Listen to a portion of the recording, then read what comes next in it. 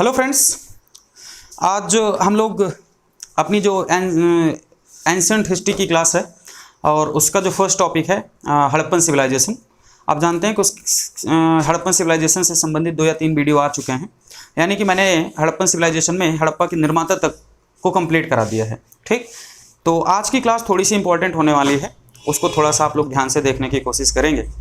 ठीक, अभी तक मैंने हर बार जो भी अपने अलग वीडियो आए हैं उनमें मैंने आपको भरोसा दिलाया है कि नो डाउट हम लोग अपना पूरा एंशिएंट हिस्ट्री का जो पोर्शन है वो पूरा कंप्लीट करेंगे।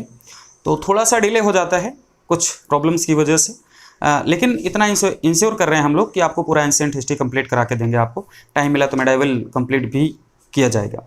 तो हम लोगों ने पूरे हड़प्पन सिविलाइजेशन में हम लोगों ने निर्माता तक लास्ट देखा था। आज हम लोगों को 2-3 चीज़ों के बारे में जानना है। वो क्या चीज़ें हैं? वो ये कि हड़प्पा सभ्यता का जो क्षेत्रफल है वो क्या है, उसको देखना है हम लोगों को। हड़प्पा सभ्यता में जो प्रजातियां थीं वो प्रजातियां कौन कौन सी थीं, उन प्रजातियों के बारे में जानना है।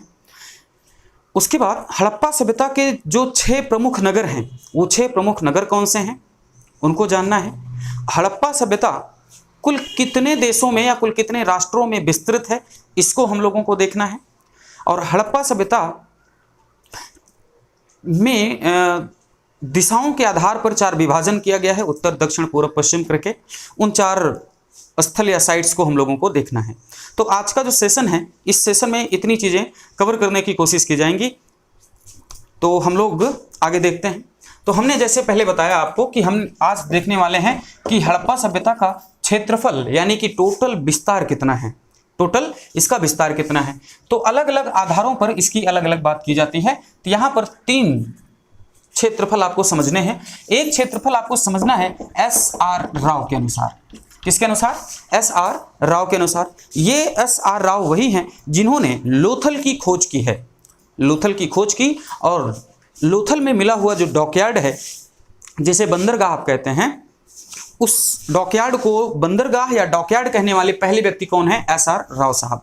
एस.आर. राव साहब ने ही बताया है कि इसका जो क्षेत्रफल है, हड़प्पन सिविलाइजेशन का जो क्षेत्रफल है वो है 12,99,600 वर्ग किलोमीटर। ये क्षेत्रफल बताने की कोशिश की गई है किसके द्वारा? एस.आर. राव जी के द्वारा। 12,99,600 वर्ग किलोमीटर एस.आर. राव ने बताया। आप जानते हो तो एक मैडम है जिनका नाम है उपिंदर सिंह। और उपिंदर सिंह को और अच्छे से अगर आपको जानना है तो ये दिल्ली यूनिवर्सिटी के हिस्ट्री डिपार्टमेंट की इस समय हेड हुआ करती हैं। और ये पूर्व प्रधानमंत्री मनमोहन सिंह की बेटी हैं। और प्राचीन काल पर इनका बहुत अच्छा काम है उपिंदर सिंह जी का। तो उपिंदर सिंह जी के द्वारा अपनी किताब पूर्व मध्यकालीन भारत, इनकी किताब का नाम है, बड़ी शानदार किताब है। अगर आपका बैकग्राउंड इतिहास है तो किताब को जरूर पढ़ें। तो इनकी किताब है उपिंदर सिंह जी की पूर्व मध्यकालीन भारत। और अपनी इस किताब में इन्होंने बताया है कि हड़प्पा सभ्यता का जो विस्तार है वो है 68,000 से 80,000 वर्ग किलोमीटर। इन्होंने ये डाटा दिया है अपनी किताब में। और ये डाटा इनका नहीं है, ये नवीन शोधों से प्राप्त डाटा है। नवीन जो आर्कियोलॉजिस्ट हैं हमारे यहाँ, ASI के द्वारा जो डाटा दिया गया, उस डाटा के बेस पे उपिंदर सिंह ने अपनी किताब में ये डाटा दिया है 68,000 से लेकर के 80,000 वर्ग किलोमीटर तक इसका विस्तार या क्षेत्रफल है। लेकिन जस्ट ऊपर आप देख रहे हैं एस.आर. राव के अनुसार ये डाटा दिया गया। नेक्स्ट, जो अन्य सोर्सेज हैं या अन्य स्रोत हैं, बहुत सारी किताबों में अलग अलग डाटा दिया हुआ है क्षेत्रफल को लेकर के। तो अन्य जो सोर्स मिलते हैं उसमें समथिंग करके मिलता है 20,000 वर्ग किलोमीटर। कितना? 20,000 वर्ग किलोमीटर। ये आपको ध्यान रखना है। तो 3 तरह के क्षेत्रफल बताए गए हैं, 3 प्रकार के क्षेत्रफल अलग अलग लोगों के द्वारा बताए गए। एक तो एस.आर. राव के अनुसार बताया गया, एक उपिंदर जी के द्वारा बताया गया, और अन्य किताबों में ये स्रोत भी हमको देखने को फाइनली मिलता है। तो इस तरह से मैंने आपको इसके क्षेत्रफल के बारे में बताने की कोशिश की, यानी कि इसका विस्तार क्या है। ठीक, एस.आर. राव जी के द्वारा ही ऐसा बताया गया है कि यहां से लेकर के यानी कि वेस्ट टू ईस्ट और नॉर्थ एंड साउथ, बोलते हैं कि यहां से लेकर के यहां तक का जो विस्तार है वो है 1400 किलोमीटर। बात समझ पा रहे हैं? ये बात कौन बता रहे हैं? एस.आर. राव साहब। कौन बता रहे हैं? एस.आर. राव साहब। नॉर्थ से साउथ तक जो इसका विस्तार है हड़प्पन सिविलाइजेशन का, वो 1400 किलोमीटर का है। और वेस्ट से लेकर के ईस्ट तक का जो विस्तार है वो है 1600 किलोमीटर का। किसका है? 1600 किलोमीटर का। ये क्षेत्रफल, ये गणना किसने की है? तो एस आर राव साहब ने। लेकिन अब एस आर राव की गणना गलत खारिज हो जाएगी, क्योंकि मैंने बताया था कि अभी तक जो साउथ का जोन था वहां पर दैमाबाद तक ही है।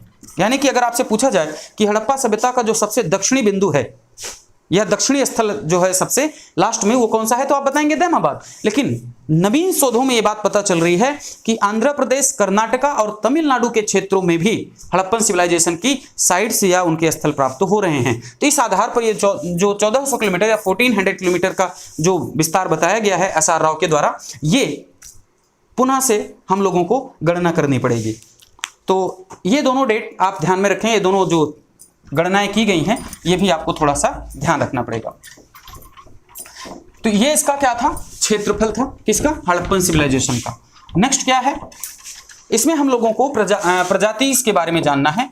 कई बार प्रजातियों से लेकर के भी सवाल पूछा जाता है। तो आपसे सवाल पूछा जाएगा कि सर्वाधिक प्रजाति हड़प्पन सिविलाइजेशन में सर्वाधिक किस प्रजाति के लोग निवास करते थे? तो आपको आंसर करना है भूमध्य सागरीय। क्या आंसर करना है? भूमध्य सागरीय। तो सबसे ज्यादा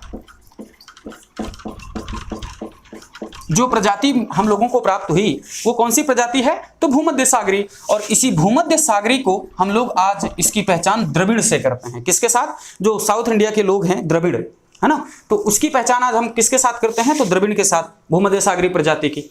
और सर्वाधिक संख्या में जो साक्ष्य मिले हैं प्रजातियों के, वो साक्ष्य किसके हैं? तो भूमध्य सागरीय के। नेक्स्ट प्रजाति है प्रोटो एस्ट्रेलाइड।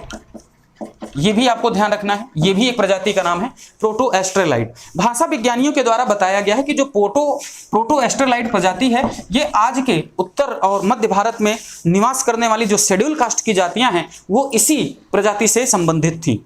आपको अगर ध्यान हो तो मोहनजोदड़ो से, जिसे आप मोहनजोदाड़ो भी कहते हैं, मोहनजोदाड़ो से एक कांस्य की नर्तकी मिली है। क्या मिली है? कांस्य की नर्तकी की प्रतिमा मिली है। कांस्य की नर्तकी की प्रतिमा मिली है, जिसे पार्वती की प्रतिमा के साथ लिंक किया जा रहा है बीएचयू के प्रोफेसर के द्वारा। वो अलग मैटर है, बाद में डिस्कस करेंगे। तो मोहनजोदड़ो से जो प्राप्त हुई मूर्ति है कांस्य धातु से निर्मित, जो पूरी तरह से न्यूड है वो प्रतिमा, तो वो प्रतिमा किस प्रजाति से संबंधित है? तो आप बताएंगे प्रोटो एस्ट्रेलाइड प्रजाति से संबंधित है। तो एक डाटा ये आपके सामने। नेक्स्ट बात देखें इसमें, तीसरी जो प्रजाति है वो है मंगोलाइड। कौन सी? मंगोलाइड। ये ऐसे मंगोलाइड प्रजातियां हैं जिनका अगर आप चेहरा देखें तो नेपाल, भूटान और चाइना के लोगों से मैच करता हुआ मिलेगा आपको। तो ऐसी प्रजातियां कौन सी हैं? मंगोलाइड। यानी कि हिमालयन क्षेत्र के मंगोल वाले क्षेत्र से जो जातियां हमारे देश में आई हैं, ऐसी प्रजातियों को क्या नाम दिया गया है? मंगोलाइड। नेक्स्ट है अल्पाइन। क्या नाम है? एक और प्रजाति है जिसका नाम है अल्पाइन। तो अल्पाइन उसे कहते हैं जो हिमालयन क्षेत्र के आसपास प्रजातियां निवास करती हैं या पाई जाती हैं, उन्हें हम लोग क्या कहते हैं? अल्पाइन प्रजाति। तो विशेष इसमें ध्यान नहीं रखना, आपको इतना जरूर समझना है कि इन चारों प्रकार की प्रजातियों के साक्ष्य हमें कहीं ना कहीं हड़प्पन सिविलाइजेशन से प्राप्त होते हैं। लेकिन सर्वाधिक संख्या में जिस प्रजाति के साक्ष्य हम लोगों को प्राप्त होते हैं वो कौन सी प्रजाति है? भूमध्य सागरीय या द्रविड़ियन प्रजाति। तो इतना आपको शायद समझ में आ गया होगा। नेक्स्ट बात देखते हैं हम लोग। इसके बाद हम लोगों को हड़प्पा सभ्यता के जो प्रमुख स्थल हैं उन स्थलों के बारे में डिस्कस करना है। और एक बात यहाँ पर इससे पहले मैं आपको और बता दें, तो कई बार ये सवाल पूछा गया है हड़प्पन सिविलाइजेशन से कि हड़प्पा सभ्यता का आकार कैसा है। क्या पूछा गया है? तो आकार पूछा गया है। तो आकार में अगर आपसे आंसर पूछा जाए तो आप बताएंगे इसका आकार है त्रिभुजाकार, ट्रायंगल मोड में है ये। और इसका जो टाउन प्लानिंग है या जो नगर नियोजन है वो चेस बोर्ड पद्धति पर है। किस पर? चेस बोर्ड पर है, यानी कि ग्रिड पद्धति पर, जिसे चेस बोर्ड कह सकते हैं आप, या इसी को ग्रिड सिस्टम या ग्रिड पद्धति भी कहते हैं। तो इस बात को भी आपको ख्याल रखना है। त्रिभुजाकार कैसे है इस बात को यहां पर देख लें थोड़ा सा। एक रफली मैं भारत का मैप बना रहा हूं। यहां का जो क्षेत्र है आपको बलूचिस्तान का क्षेत्र मिलेगा जो कि पाकिस्तान के आसपास का है। मैं रफली बना रहा हूं। यहां पर जो आपको एक स्थल मिलेगा वो मिलेगा मांडा, एक स्थल यहां पर जो मिलेगा आपको वो है दैमाबाद, और एक स्थल यहां पर जो आपको मिलेगा वो है आलमगीरपुर। तो इनको मिला देते हैं, इन स्थलों को मिला देते हैं तो ये आकृति कैसी बन जाती है? त्रिभुजाकार। दिख रही होगी आपको। बलूचिस्तान की जो सुतकांगे डोर साइट है, इस सुतकांगे डोर साइट को मांडा आलमगीरपुर और दैमाबाद से जब मिला देते हैं, क्योंकि उत्तर दक्षिण पूर्व पश्चिम से इसको हमें कोरिलेट करना है, तो ऐसी साइड को जब हम मैच करा देते हैं तो ये आकृति कैसी बन जाती है, त्रिभुजाकार आकृति बन जाती है। और इनका जब हम टाउन प्लानिंग आपको बताएंगे, यानी कि हड़प्पन सिविलाइजेशन का जो टाउन प्लानिंग है वो पूरी तरह से चेसबोर्ड पद्धति पर आधारित है या ग्रिड पैटर्न पर आधारित है, इसको हम लोग बाद में देखेंगे जब इनके टाउन प्लानिंग को पढ़ेंगे। नेक्स्ट हम लोगों को क्या जानना है, अब इनके प्रमुख स्थल को जानना है। क्या है प्रमुख स्थल? प्रमुख स्थल में ऐसे कुछ स्थल हैं जिन्हें नगर तक की संज्ञा दी गई है। ऐसे कितने साइट्स हैं या कितने स्थल हैं, तो आप बताएंगे 6 ऐसे स्थल हैं जिन्हें हम लोगों ने नगर की संज्ञा दी है। मैंने आपको शायद पहले के वीडियोस में बता दिया है कि नगर किसे कहते हैं या कौन से सिम्टम्स या लक्षण पाए जाएं तो किसी भी स्थान को हम लोग नगर कहेंगे, ये मैं पहले डिस्क्राइब कर चुका हूं। ठीक, तो ये क्या है, 6 ऐसे स्थल कौन से हैं जिन्हें हम लोग हड़प्पा सभ्यता का नगर कहते हैं। तो उनमें से पहला जो नाम मिलेगा आपको वो मिलेगा हड़प्पा। नो डाउट हड़प्पा को नगर की संज्ञा दी गई।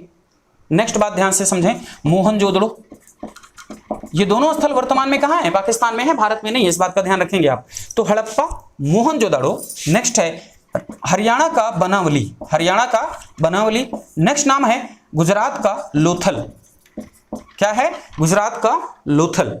कितने हो गए, हड़प्पा हो गया, मोहनजोदाड़ो हो गया, बनावली हो गया और लोथल हो गया। एक आप रख सकते हैं कालीबंगा को और एक रख सकते हैं आप राखीगढ़ी को। तो ऐसे कुछ स्थल हैं जिन्हें हम लोगों ने क्या संज्ञा दी है, इन्हें हम लोगों ने नगर तक की संज्ञा दी है। हड़प्पा, मोहनजोदाड़ो, बनावली, लोथल, कालीबंगा, राखीगढ़ी। यहां पर आपको ध्यान रखना है राखीगढ़ी के बारे में। राखीगढ़ी भारत में पाया जाने वाला सबसे बड़ा हड़प्पन सिविलाइजेशन का स्थल माना जाता है।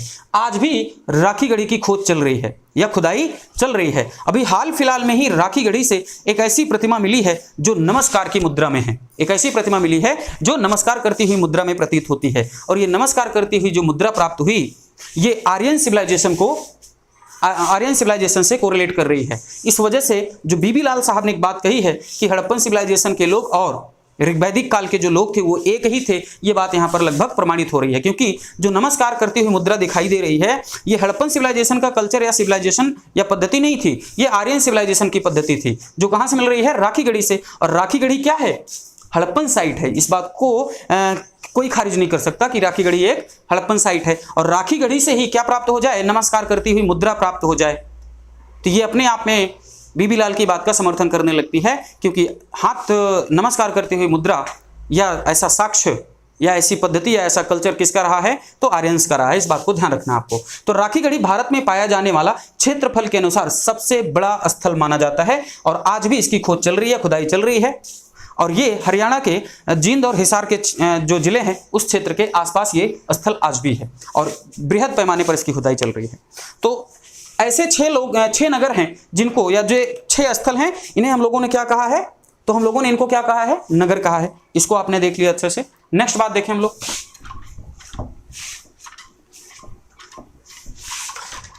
अब इसी के आसपास देखें हम लोग, थोड़ा सा हम लोग दिशाओं के आधार पर इसको डिस्कस कर लेते हैं। ऐसे 4 दिशाएं होती हैं, नॉर्थ, साउथ, वेस्ट और ईस्ट। ये हैं 4 स्थल, 4 दिशाएं। तो नॉर्थ साउथ में अगर जो सबसे उत्तरी स्थल, अगर आपसे पूछा जाए कि हड़प्पा सभ्यता का जो सबसे उत्तरी स्थल है या नॉर्थ साइड से, उसे कौन सा नाम देते हैं, तो हम लोग उसको कहते हैं मांडा। क्या नाम देंगे, मांडा। ये मांडा है कहां पर, तो ये मांडा जम्मू कश्मीर के अखनूर तहसील में है। कहां है, अखनूर तहसील में। तो मांडा कहां है, जम्मू कश्मीर के अखनूर तहसील में। किस नदी पर आधारित है, तो ये चिनाब नदी पर आधारित है। किस नदी पर आधारित है, चिनाब नदी पर आधारित है। और इसी चिनाब नदी को ऋग्वेद में हम लोग अस्किनी नदी के नाम से भी जानते हैं। यह भी आपको ध्यान रखना चाहिए। इसी चिनाब नदी को हम लोग ऋग्वेद में अस्किनी नाम से भी जानते हैं। चिनाब नदी पर शायद दुनिया का सबसे ऊंचा रेलवे पुल बनाया जा रहा है। ये मैं 100% श्योर नहीं हूं, लेकिन आप डाटा चेक कर लीजिएगा इसका, शायद चिनाब नदी ही है। नेक्स्ट, तो मांडा जम्मू कश्मीर के अखनूर तहसील में है और किस नदी के किनारे है, तो चिनाब नदी के किनारे है। और इसी चिनाब नदी को हम लोग अस्किनी के नाम से जानते हैं। नेक्स्ट है, सबसे पूर्वी स्थल कौन सा है, तो आप बताएंगे आलमगीरपुर। क्या नाम है, आलमगीरपुर। क्या नाम है? आलमगीरपुर। ये आलमगीरपुर कहाँ है वर्तमान में? तो यह है मेरठ में। आप जानते हैं मेरठ से ही पहली बार 1857 की क्रांति की शुरुआत मानी जाती है। अगर राजस्थान से यही सवाल पूछ लिया जाए तो वहां पर एक जगह है जिसका नाम है नसीराबाद। तो राजस्थान में सर्वप्रथम क्रांति की शुरुआत किस स्थल से हुई? तो नसीराबाद से। पूरे भारत में सर्वप्रथम चिंगारी कहां से लगी या आग लगी कहां से? तो आप बताएंगे मेरठ से। तो आलमगीरपुर कहां है वर्तमान में? यूपी के मेरठ में है और ये हिंडन नदी के किनारे स्थित है। किस नदी के किनारे है? हिंडन नदी के किनारे स्थित है। अगर आपसे यह पूछ लिया जाए कि इसकी खोज किसने की, तो आपने गोपाल कृष्ण गोखले का नाम जरूर सुना होगा। यहां गोपाल कृष्ण गोखले क्या कर रहे हैं? गोपाल कृष्ण गोखले कुछ नहीं कर रहे हैं, उन्होंने एक सोसाइटी बनाई थी। सोसाइटी का नाम क्या है? भारत सेवक समाज करके। इनकी एक सोसाइटी है भारत सेवक समाज करके। इसी सोसाइटी के द्वारा इस साइट की खोज की गई है, आलमगीरपुर के द्वारा। यानी कि ये सोसाइटी गोपाल कृष्ण गोखले की आज भी वर्क कर रही है, काम कर रही है भारत में, जिसे हम लोग भारत सेवक समाज के नाम से जानते हैं। ठीक, तो इस सोसाइटी के द्वारा आलमगीरपुर जो स्थल है इसकी रिसर्च या खोज की गई है, इस बात को आप ध्यान रखेंगे। नेक्स्ट नाम है दैमाबाद। दैमाबाद कहां है? तो दैमाबाद वर्तमान में महाराष्ट्र में स्थित है। कहां स्थित है? महाराष्ट्र में स्थित है और ये प्रवरा नदी के किनारे स्थित है। किस नदी के किनारे? प्रवरा नदी के किनारे स्थित है। और ये प्रवरा नदी जो है वो गोदावरी की शायद सहायक नदी है, इस बात को भी आपको ध्यान रखना है। जैसा कि मैंने बताया कि ये सबसे दक्षिणतम स्थल माना जाता है, लेकिन अभी जो हाल फिलहाल में नवीन शोध या नई रिसर्च चल रही है उसके अनुसार ये पता चल रहा है कि हड़प्पा जो सभ्यता है उसके कुछ स्थल हमें तमिलनाडु, आंध्र प्रदेश और कर्नाटक में भी दिखाई दे रहे हैं। तो ये जो दैमाबाद अभी अंतिम स्थल माना जा रहा है, आगे के समय में यह स्थल चेंज किया जाएगा और प्रमाणिक तरीके से जब दक्षिण तमिलनाडु तक कोई अगर स्थल प्राप्त हो जाएगा तो उसे हम लोगों को पढ़ना होगा। लेकिन फिलहाल के लिए आपको जो पढ़ना है वो दैमाबाद को ही पढ़ना है और राइट आंसर आपको दैमाबाद को ही क्लिक करना है। वो रिसर्च का विषय है, अभी पूरा प्रमाणिक नहीं हुआ है। बेस्ट में जो है उसका नाम है सुतकांगेडोर। क्या नाम है? सुतकांगेडोर।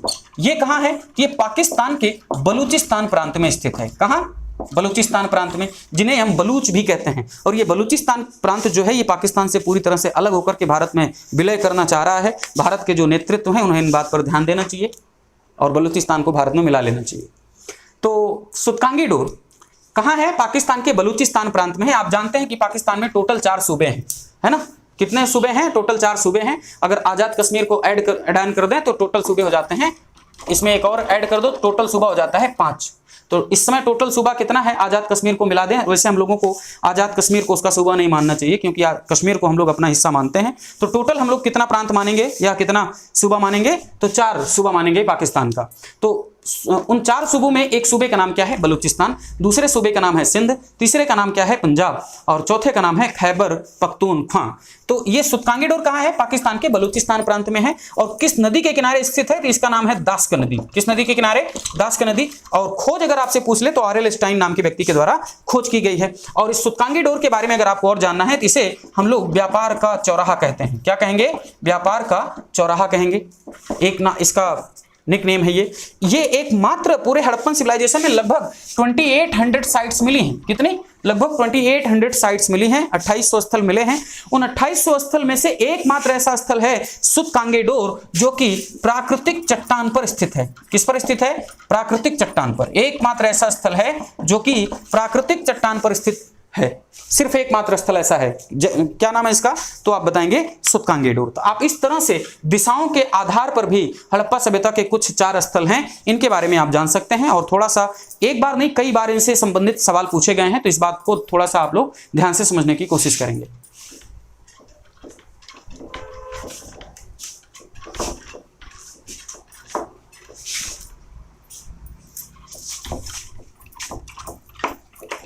तो इस तरह से दिशाओं के आधार पर हम लोगों ने 4 हड़प्पा सभ्यता के प्रमुख स्थलों को जानने की हम लोगों ने फाइनली कोशिश की है। इसके बाद हम लोगों को जो जानना है वो ये कि हड़प्पा सभ्यता कुल कितने राष्ट्रों में विस्तृत है? कुल कितने राज्य में या कुल कितने राष्ट्रों में विस्तृत है या देशों में विस्तृत है? तो हड़प्पा सभ्यता टोटल वर्तमान समय में कहें तो कुल 3 राष्ट्रों में विस्तृत है। कुल कितने राष्ट्रों में विस्तृत है? 3 राष्ट्र। और भारतीय उपमहाद्वीप का ये हिस्सा है सभी। एक तो आप नाम बताएंगे, पहला है अफगानिस्तान। क्या नाम है? अफगानिस्तान। और इसी अफगानिस्तान की राजधानी क्या है? आप जानते हैं। अफगानिस्तान से 2 स्थल प्राप्त हुए हैं। कितने स्थल प्राप्त हुए? 2 स्थल प्राप्त हुए। एक स्थल का नाम है शोतरगई और एक स्थल का नाम है मुंडीगाक। ये दो स्थल मिले हैं। अगर आप एसएससी लेवल पर तैयारी कर रहे हैं तो आपको सिर्फ इतना याद करना है कि सोतरघई और मुंडीगाक कहां पर हैं, तो आप बताएंगे अफगानिस्तान, राइट आंसर।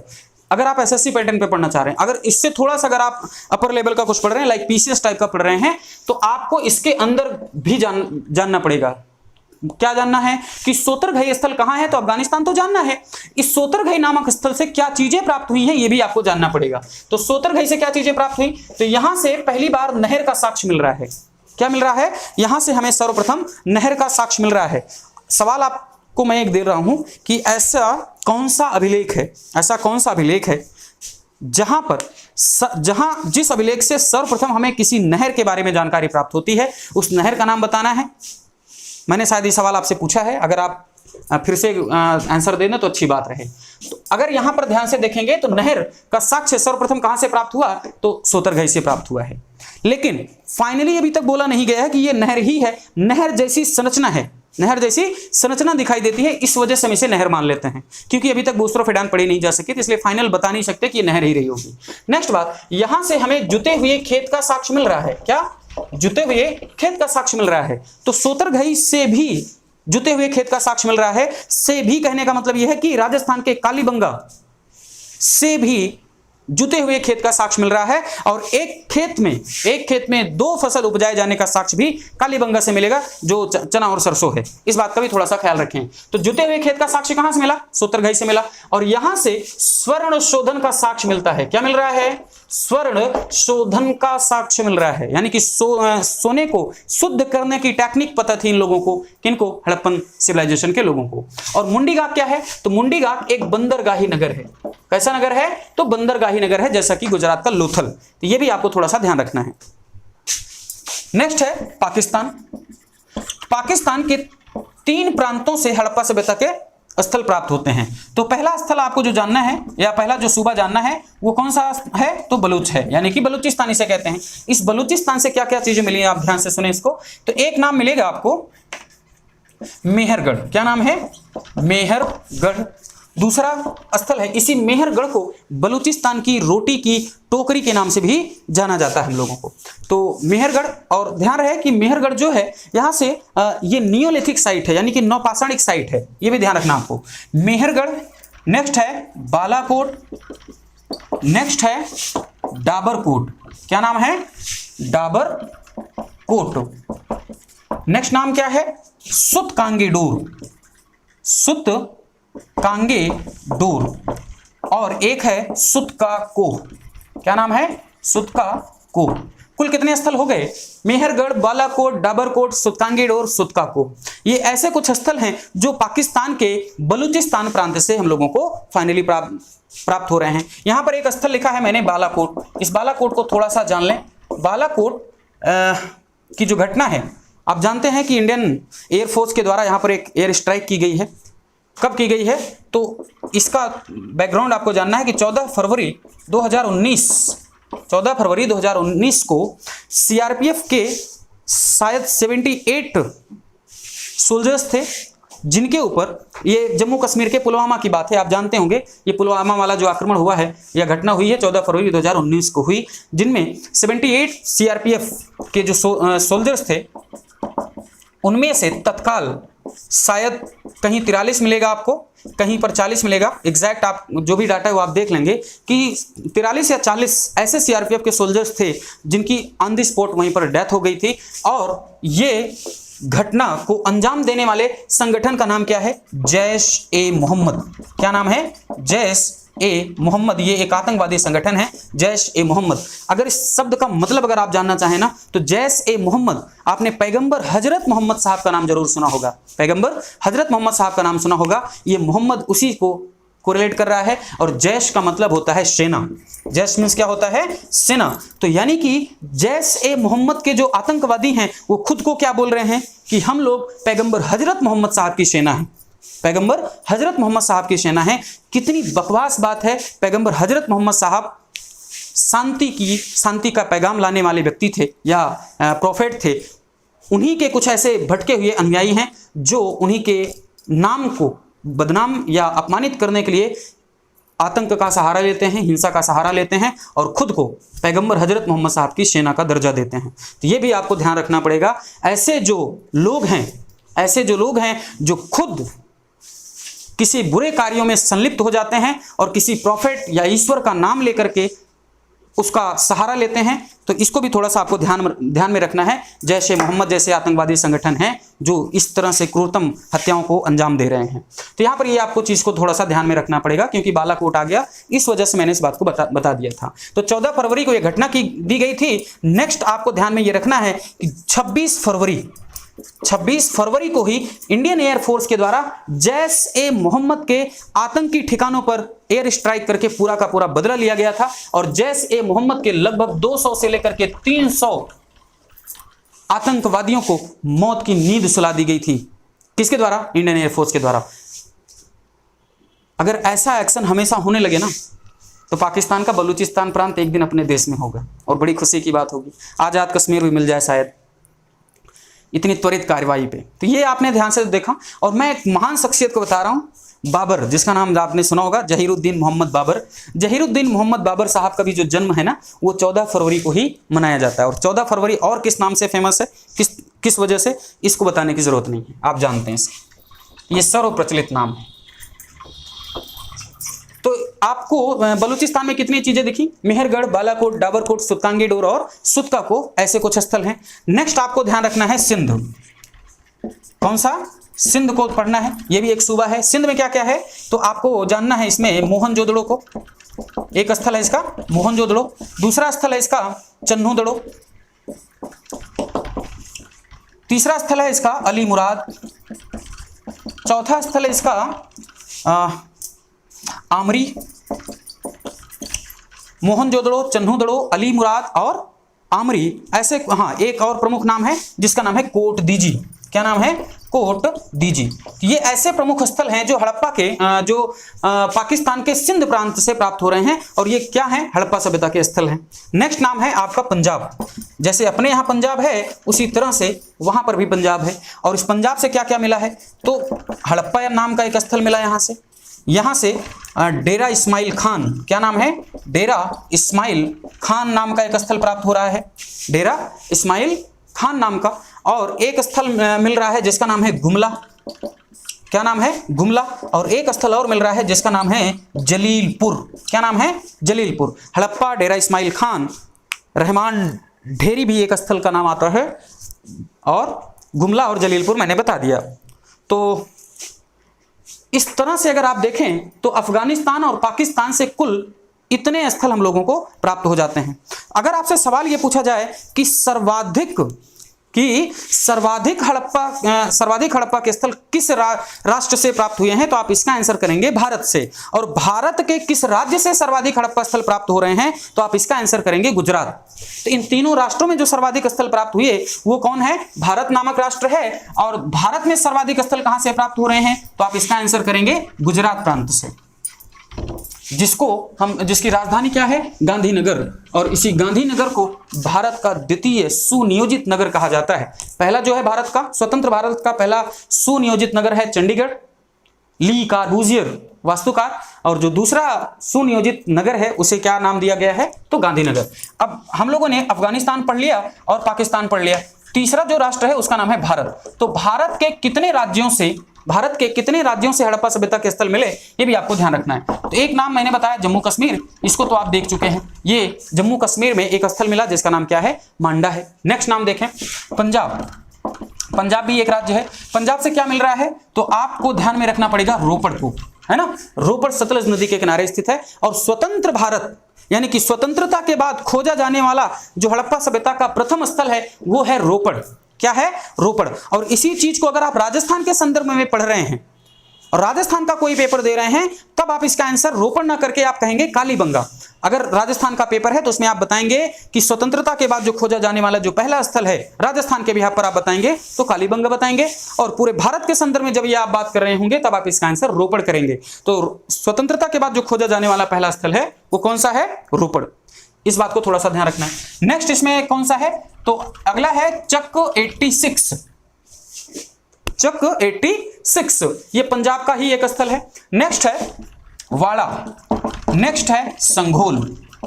ये ऐसे स्थल हैं जो कहां से प्राप्त हुए हमको, भारत के पंजाब से प्राप्त हुए। नेक्स्ट नाम देखना है आपको हरियाणा। क्या है हरियाणा। हरियाणा से क्या क्या चीजें मिली, राखी गढ़ी सबसे बड़ी साइट है ये भारत में प्राप्त होने वाली सबसे बड़ी साइट है, इसको भी ध्यान में रखना है। नेक्स्ट नाम आपको ध्यान रखना है भिरडाना। क्या नाम है, भिरडाना। ये भिरडाना जो साइट है अभी हाल फिलहाल में रिसर्च की गई, शायद 2019-20 के आसपास, और ये भिरडाना जो साइट है ये पूरे हड़प्पन सिविलाइजेशन में मैंने बताया कि टोटल 2800 साइट्स हैं, और इन 2800 साइट्स की जो मैंने डेट बताई थी आपको, वो बताई थी 2350 से लेकर के 1750 बीसी के आसपास। और ये भिरडाना की जो साइट मिली और इस साइट से जो प्राप्त वस्तुएं मिली हमको, और जब उनकी कार्बन डेटिंग की गई यानी कि C14 विधि के द्वारा उनकी उम्र का पता लगाया गया, तो उम्र निकली उनकी 7570 के आसपास, यानी कि इतनी पुरानी सिविलाइजेशन है। अगर आपसे पूछ लिया जाए कि हड़प्पा सभ्यता में प्राप्त सबसे प्राचीनतम स्थल कौन सा है, तो आप इसका आंसर करेंगे भिरडाना को। भिरडाना है कहां पर, हरियाणा में ही है, इस बात को ध्यान रखना आपको। राखी गढ़ी। नेक्स्ट है इसी में बनावली। क्या नाम है, बनावली। बनावली भी अपने आप में बहुत इंपॉर्टेंट साइट है। नेक्स्ट नाम देखना है इसमें कुणाल। क्या नाम है, कुणाल। कुणाल से चांदी के 2 मुकुट के साक्ष्य मिले हैं, इसको भी आपको थोड़ा सा देख लेना है। नेक्स्ट है मिताथल। क्या नाम है, मिताथल। तो ये ऐसे कुछ स्थल हैं बहुत, मैं जबकि देखें आप टोटल है मैंने बताया 2800 स्थल, 2800 में बहुत जानना है आपको, अगर जानना है तो समथिंग 20 से 25 स्थल के नाम सुनने हैं, इससे ज्यादा नहीं। इसलिए जो इंपॉर्टेंट है मैं वही आपको बता रहा हूं। राखी गढ़ी, भिरडाना, बनावली, कुणाल और मिताथल, ये ऐसे स्थल हैं जो कहां से प्राप्त हो रहे हैं हम लोगों को, तो हरियाणा से मिल रहे हैं।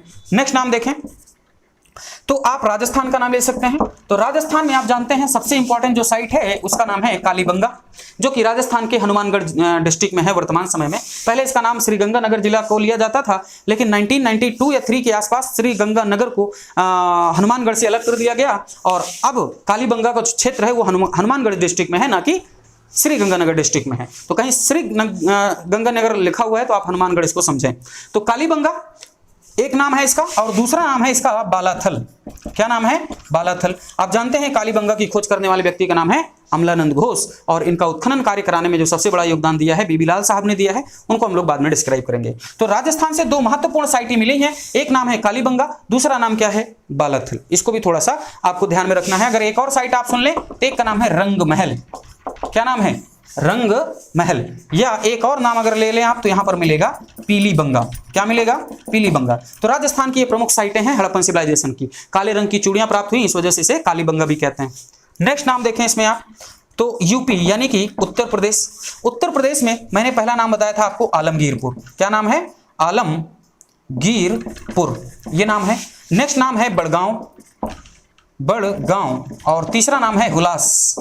ये सारी चीजें कहां से प्राप्त हो रही है, लगभग सहारनपुर के आसपास का क्षेत्र है हुलास और बड़गांव। तो यूपी से जो 3 प्रमुख साइटें मिली हैं उनका नाम है आलमगीरपुर, बड़गांव और हुलास। और कोई बच रहा है, हाँ महाराष्ट्र बच रहा है। तो महाराष्ट्र में मैंने बताया आपको कौन सा है, दैमाबाद है।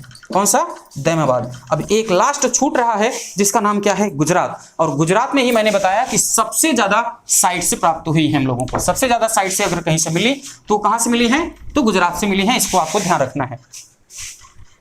तो गुजरात में जो साइट्स मिली हैं वो 2 जगह से मिली हैं। कहां से, 2 जगह से मिली। 2 जगह से कैसे कहने का मतलब है, ये एक रफली मैप है देखें। तो ये वाला जो क्षेत्र दिख रहा है ये आपको, ये खंभात की खाड़ी कहा जाता है इसे, और ये वाला जो क्षेत्र आपको दिख रहा है इसे ही हम लोग कच्छ की खाड़ी कहते हैं। आप भूगोल के टर्म में अगर खाड़ी को समझना चाहें तो ऐसा स्थल जो 3 तरफ से जमीन से घिरा हो और एक तरफ से पानी से घिरा हो, उसे हम लोग क्या कहेंगे, खाड़ी कहेंगे। इस बात को थोड़ा सा आपको ध्यान रखना है। तो कच्छ की खाड़ी में जो प्रमुख स्थल हम लोगों को मिले हैं गुजरात से संबंधित, उनका नाम है धौलावीरा। क्या नाम है, धौलावीरा। ये वही धौलावीरा है जहां से स्टेडियम का साक्ष्य मिलेगा, और एकमात्र ऐसा हड़प्पा सभ्यता का स्थल होगा जिसमें दुर्ग और नगर के सिवा मध्यम नगर भी प्राप्त होगा धौलावीरा से ही, और सबसे स्वच्छ नगर कहा जाता है धौलावीरा को। नेक्स्ट नाम मिलेगा आपको देशलपुर।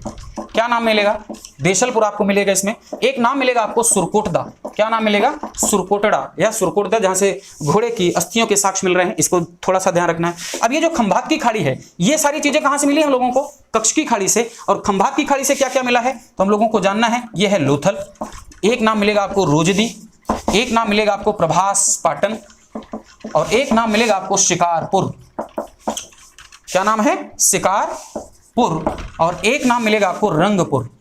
ये ऐसे कुछ स्थल हैं जो कहां से मिले हैं, गुजरात से ही मिले हैं, गुजरात की खंभात की खाड़ी से प्राप्त हुए। और ये जो ऊपर आपने देखे ये कहां से मिले हैं, गुजरात की कच्छ की खाड़ी से प्राप्त हुए। इतना आपको थोड़ा सा ध्यान में रखना पड़ेगा कि सबसे ज्यादा जो स्थल प्राप्त हुए हम लोगों को कहां से मिले, तो गुजरात से मिले हैं, हड़प्पा सभ्यता के।